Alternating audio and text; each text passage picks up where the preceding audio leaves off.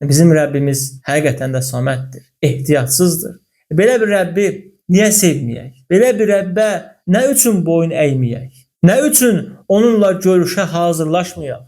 O heç nəyə möhtac deyil. Pak və münezzəhdir. Bütün eyib sifətlərdən, nöqsan sifətlərdən uzaqdır, münezzəhdir bizim Rəbbimiz. Allah Azza və Cəllə bizə, yenə təkrar edirəm, deyir ki, mən samədəm. Və bu surəni biz namazlarımızda oxuyuruq. Dəfələrlə Allahu Saməd, Allahu Saməd deyirik. Allahım, sən samədsən, sən ehtiyatsızsan. Nə üçün biz bunu deyirik? Allahı daha gözəl tanımaq üçün, onu sevmək üçün, onun həqiqətən də ehtiyatsız olduğunu qəlbimizə daxil etmək üçün Rəbbimiz özünü tanıtdırır bu ayədə bizə. Həmçinin aləmlərin Rəbbi olan Allah Azza və Cəllə bizim ibadətimizə də, itayətimizə də ehtiyacı yoxdur.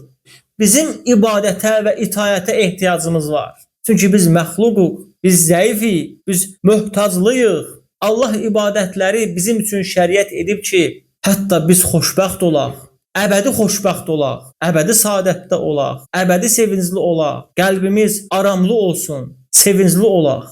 Bizim ibadətə möhtacımız var, ehtiyacımız var. Allahın bizim ibadətlərimizə ehtiyacı yoxdur. Bizim ibadətlərimiz Allahı böyütmür. Nə də bizim günahımız Allahı kiçiltmir.